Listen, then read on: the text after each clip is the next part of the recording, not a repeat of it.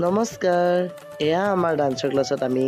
dance practice কৰি আছোঁ মানে সাংস্কৃতিক সংগম 2025ত ছাত্ৰ ছাত্ৰীসকলক প্ৰতিযোগিতাত অংশগ্ৰহণ কৰাৰ বাবে মই নৃত্য শিকাই আছোঁ আৰু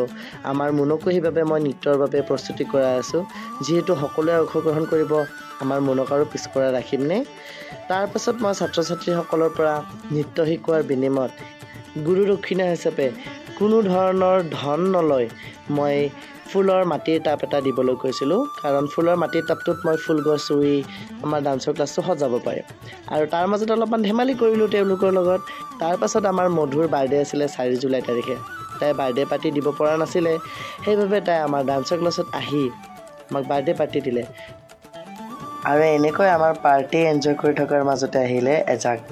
মুকালধাৰ বৰষুণ যাক অহাৰ বাবে বিৰাটে ভাল লাগি গ'ল মানে যেহেতু বহুত গৰম পৰি আছিলে